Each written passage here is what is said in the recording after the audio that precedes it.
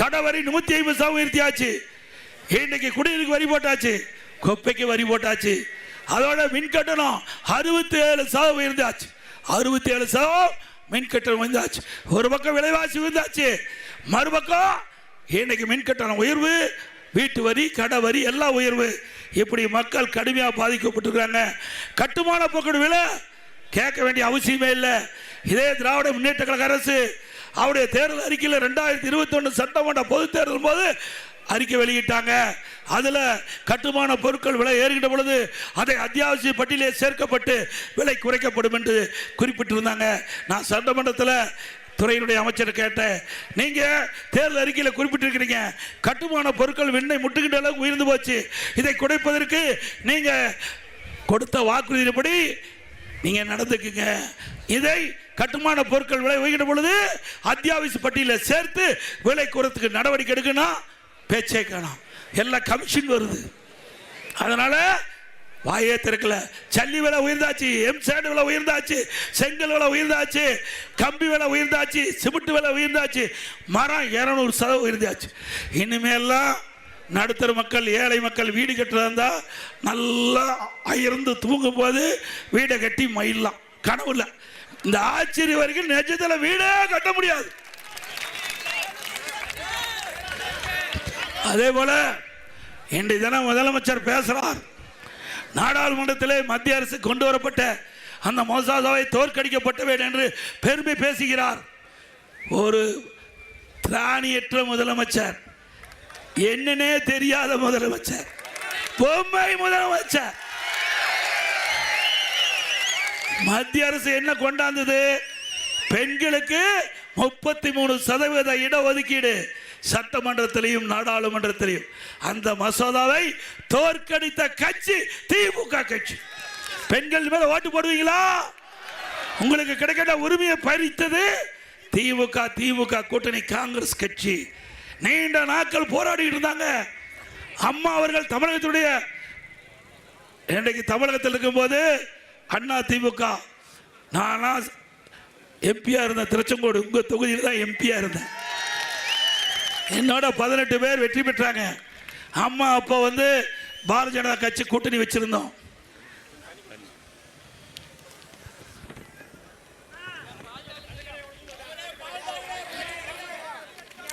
அப்பொழுது அம்மாவுடைய வேண்டுகோளை ஏற்று அன்றைய தினம் பாரத பிரதமர் திரு மறைந்த வாஜ்பாய் அவர் பிரதமராக இருந்தார். 33% இடஒதுக்கீடு சட்டமன்றத்திலையும் நாடாளுமன்றத்திலையும் வழங்குவதற்கு பாரத பிரதமர், அன்றைய பாரத பிரதமர் வாஜ்பாய் அவர்கள் அம்மா வைத்த கோரிக்கை ஏற்று அப்ப அண்ணா திமுக கட்சியை சேர்ந்த திரு அண்ணன் தம்பித்துரை அவர்கள் சட்டத்துறை அமைச்சராக இருந்தார். நான் எம்பியா இருந்தேன், உங்களால் தேர்ந்தெடுக்கப்பட்ட எம்பியா இருந்தேன். அப்பொழுது அந்த 33% இடஒதுக்கீடு மசோதாவை நாடாளுமன்றத்தில் தாக்கல் செஞ்சு வருகின்ற பொழுது அதை பேச ஆரம்பித்தார் முலாயம் சிங் யாதவ். அவருடைய எம்பி நம்முடைய தம்பித்துறை அண்ணா வைத்திருந்த அந்த மகளிரிட மசோதாவை பிடுங்கி கிழிச்சிட்டார்.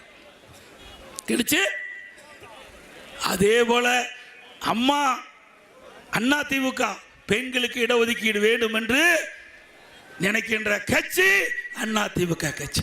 அண்ணா திமுக கூட்டணி திமுக திமுக திமுக தலைமைக்கின்ற காங்கிரஸ், கம்யூனிஸ்ட் கட்சி, விடுதலை சிறுத்தை எதுவுமே இந்த பெண்களுக்கு இடஒதுக்கீட்டில் இஷ்டம் இல்லை. அண்ணா திமுக இருக்கும்போது தான் நாம உள்ளாட்சியில் 33% கொண்டாந்தோம், பிறகு 50% கொண்டாந்த உள்ளாட்சியில். இன்றைக்கு பெண்களும் ஆண்களுக்கு இணையா செயல்பட்டு கொண்டிருக்கின்றார்கள். நாடு வளர்ச்சி அடைய வேண்டும் என்று சொன்னால் பெண்களுக்கு முன்னுரிமை கொடுக்க வேண்டும். அந்த அடிப்படையில் தான் இதை புரட்சி தலைவி அம்மா இருக்கின்ற பொழுது அண்ணா திமுக கட்சியை சேர்ந்த அப்பொழுது சட்டத்துறை அமைச்சராக இருந்த மரியாதைக்குரிய தம்பித்துரை அவர்கள் இந்த மசோதாவை கொண்டு தாக்கல் செய்தது முதல் அண்ணா திமுக. இன்றைய தினம் பாரத பிரதமர் நரேந்திர மோடி அவர்கள் அன்றைக்கு நிறைவேற்ற முடியல, பாரதிய ஜனதா ஆட்சி இருக்கும்போது மீண்டும் அந்த பெண்களுக்கு இடஒதுக்கீடு வேண்டும் சட்டமன்றத்திலும் நாடாளுமன்றத்திலும்.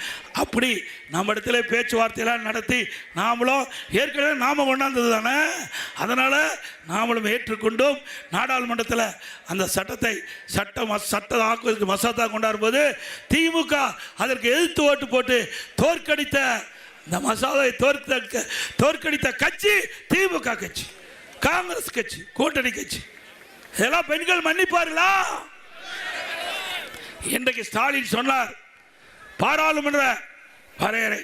நீங்க பாத்தீங்கன்னா வரையறை பாராளுமன்றத்துடைய தொகுதி வரையறை இப்படி திருச்செங்கோடு இருக்குன்னு வச்சுக்கோங்க, இதை மாற்றி அமைக்கிறாங்க. ஓட்டு அதிகமாக இருக்குன்னா அதை முறைப்படுத்துகிறாங்க மக்கள் தொகை அடிப்படையில். இப்போ ஸ்டாலின் என்ன சொன்னார், மக்கள் தொகை அடிப்படையில் எடுக்காதீங்க, அப்படி இருந்தால் நமக்கு குறைஞ்சி போயிருந்தார். உடனே மத்திய அரசாங்கம் அதை கைவிட்டுட்டு ஒவ்வொரு மாநிலத்திலும் எவ்வளவு எம்பி இருக்குதோ அதுக்கு தக்கவாறு உயர்த்தினாங்க. இதில் என்னங்க தவறு இருக்குது? இன்றைக்கு நமக்கு 39 இருந்தது, அதை 59 ஆக்குனாங்க. 39 அப்ப நம்முடைய சராசரி ஸ்டாலின் கருப்பு சட்டை போட்டுக்கிட்டு ஊர் ஊரா போய் பேசினாரு, நாமக்கல்ல பேசினாரு. நமக்கு இந்த பாராளுமன்ற தொகுதி மறுவரை வந்தா நம்மளுடைய எண்ணிக்கை குறைஞ்சிரும் அப்படின்னு ஒரு அவதூறு பிரச்சாரத்தை பரப்பி வந்தாரு.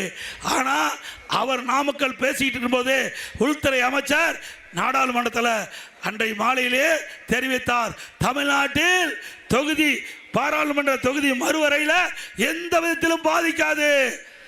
இன்றைக்கு 39 தொகுதி 59 தொகுதி ஆக்கப்படும். இப்பொழுது தமிழ்நாட்டில் 7.18% தான் இருக்குது. அதை 7.23% உயர்த்தப்பட்டு விட்டது. 7. அப்ப மத்திய அரசு நமக்கு சாதகமாக தான் இருந்தது. அதனால கருப்பு சட்டை கழட்டிட்டார். இப்ப வீரமா பேசுறார், நாங்க தோற்கடிச்சிட்டோம்னு. திரு ஸ்டாலின் அவர்களே, நாட்டு மக்களை தோற்கடிச்சிட்டீங்க. நீங்க தோற்கல, நாட்டு மக்களை, அவருடைய கனவுகளை, நாட்டு மக்களுடைய கனவுகளை சிதைத்து விட்டீர்கள். இன்றைக்கு நம்முடைய பெண்களுடைய கனவை சிதைத்து விட்டீர்கள். சிந்திக்க வேண்டும். ஒவ்வொரு பெண்களும் தங்களுக்கு சட்டமன்றத்தில் 33%, நாடாளுமன்றத்தில் 33%, அதை தடுத்து நிறுத்தி அதற்கு கொண்டு வந்த மசோதாவுக்கு எதிர்த்து ஓட்டடித்த திமுகவுக்கு காங்கிரசுக்கும் கூட்டணிக்கு தகுந்த பாடத்தை புகுட்டுவீர்களா? அதே மாதிரி நாடாளுமன்ற தொகுதி மறுவரை நாம் நினைச்சதை மத்திய அரசு கொண்டு வந்தது. நாம் நினைத்ததை மத்திய அரசு கொண்டாந்தது. ஆனா ஸ்டாலின் தப்பு கணக்கு போட்டாரு. தமிழ்நாட்டில் குறைஞ்ச இடம் தான் கிடைச்சு நினைச்சாரு. அதுக்கு மாறாக நாமெல்லாம் வைத்த வேண்டுகோளை ஏற்று மத்திய அரசு அற்புதமாக அறிவிச்சது. 39 நாடாளுமன்ற தொகுதி 59 அறிவிச்சது. 7.18% 7.23% உயர்த்தி கொடுத்தது. இன்னைக்கு ஸ்டாலின் முகத்தில் கறி பூசிட்டாங்க. ஸ்டாலின் முகத்தில் இப்ப வீர வசனம் பேசுறார், நாங்க தோக்கடிச்சிட்டு. ஸ்டாலின் அவர்களே, நீங்க தோக்கடித்ததை தமிழ்நாட்டு மக்களை தோற்கடித்து விட்டீர்கள். தமிழ்நாட்டுடைய பெண்களுடைய உரிமையை பறித்து விட்டீர்கள். இதற்கு இந்த தேர்தலில் ஒவ்வொரு பெண்ணும் எண்ணி பார்க்க வேண்டும். ஒவ்வொரு பெண்களும் எண்ணி பார்க்க வேண்டும். தங்களுக்கு கிடைக்க வேண்டிய உரிமையை பறித்த திமுக, இதற்கு திமுகவுக்கு தகுந்த பாடத்தை புகட்ட வேண்டும் என்று அன்போடு இந்த நேரத்தில் கேட்கிறேன்.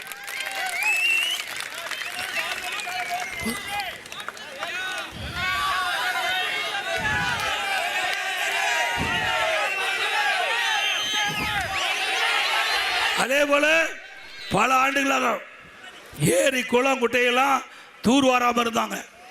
இப்போ அண்ணா திமுக ஆட்சிக்கு உடனே அந்த ஏரி குளம் குட்டை எல்லாம் தூர்வாரி விவசாயிகள் வண்டல் மல்ல விலையெல்லாம் அள்ளிட்டு போனாங்க. இந்த ஆட்சி ரத்து பண்ணிட்டு அண்ணா திமுக ஆட்சி உடனே இனிமேல் விலை இல்லாம நீங்க விவசாயி அள்ளிக்கலாம். நீரேற்று பாசனம் திருச்செங்கோட்டு பகுதியில் காவிரி ஆற்றிலிருந்து நீரேற்று பாசனத்தின் மூலமாக ஆயிரக்கணக்கான ஏக்கர் பாசனம் பெறுவதற்கு உதவியாக இருந்த அரசாங்கம் அண்ணா திமுக அரசாங்கம். அதே போல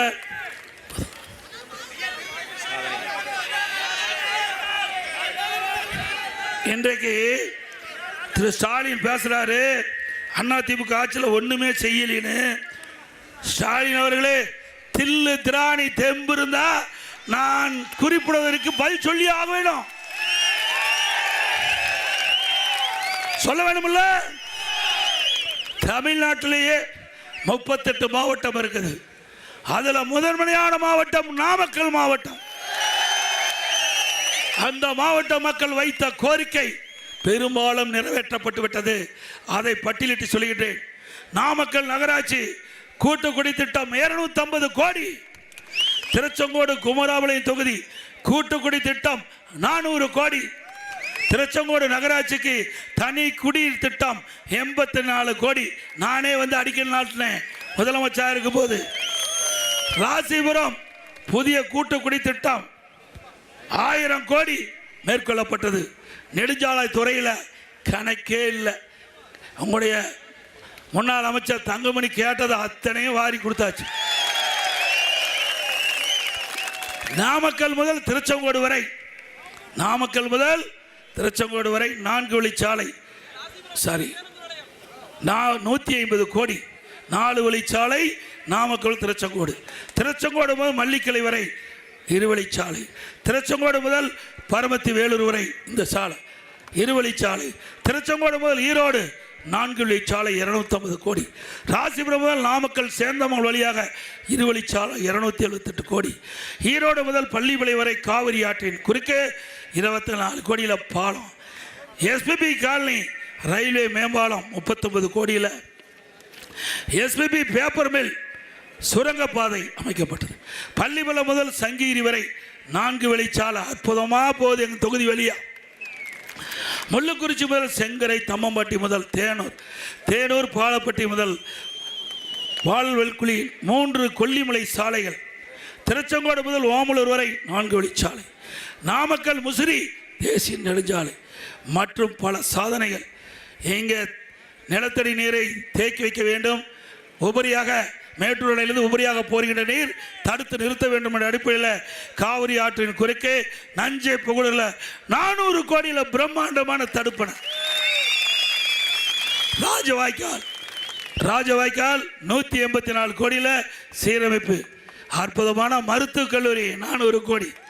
சட்டக்கல்லூரி 120 கல்லூரி. சேந்தமங்கலம் மற்றும் குமராபாளையத்தில் புதிய கலை மற்றும் அறிவியல் கல்லூரி. நாமக்கல் மாவட்டத்தில் தனி ஆவின் ஒன்றியம். குமராபாளையம், கொல்லிமலை மற்றும் மோகனூரில் புதிய தாலுகா அலுவலகம் அமைக்கப்பட்டது. நாமகிரிப்பேட்டை வரையறுக்கப்படாத பட்டா வழங்க நில அளவீடு செய்து பட்டா வழங்க ஆணை பிறப்பிக்கிறது. அள்ளலாய இளைய நாய்க்கர் மன்னருக்கு மணிமண்டபமும் கட்டி இது அதிமுக. நாமக்கல் புறவழிச்சாலை நாம தான் வச்சோம். திருச்செங்கோடு புறவழிச்சாலை நாம தான் வச்சோம். திருச்செங்கோடு அர்த்தநாரீஸ்வரர் ஆலயத்துக்கு போவதற்கு பாதை அமைச்சது நாம தான். இவ்வளவு செஞ்சோம்ல. திமுக ஒன்னாவது செஞ்சுதான் இந்த மாவட்டத்துக்கு. ஆக திரு ஸ்டாலின் அவர்களே, அண்ணா திமுக ஆட்சியில் போடப்பட்ட திட்டம், நிறைவேற்றப்பட்ட திட்டம் பட்டியலிட்டு இன்றைக்கு பொதுமக்கள் முன்னிலையில் நான் வாசித்திருக்கிறேன். தில்லு திராணி தெம்பு இந்த திமுக கடந்த மாவட்டத்தில் யாராவது இருந்தா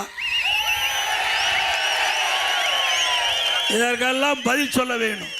சும்மா போய் மக்களை ஏமாற்றி இதை கொடுத்து தேர்தல் ஆணையம் விதி நான் பேச முடியல. இது எது கொள்ளையடித்த பணத்தை வச்சுக்கிட்டு இதை கொடுத்து ஜெயிச்சலாம் நினைச்சீங்களா? உங்க முகத்தில் மக்கள் கறி பூசி விடுவார்கள். திட்டம் தான் நிலைக்கும். இந்த திட்டம் வரலாறு பேசும். இந்த திட்டம் நீங்க இல்ல, உங்க பேரங்காலத்தில் கூட அண்ணா திமுக ஆட்சியில் கொண்டு வரப்பட்ட திட்டம் என்று பேசும்.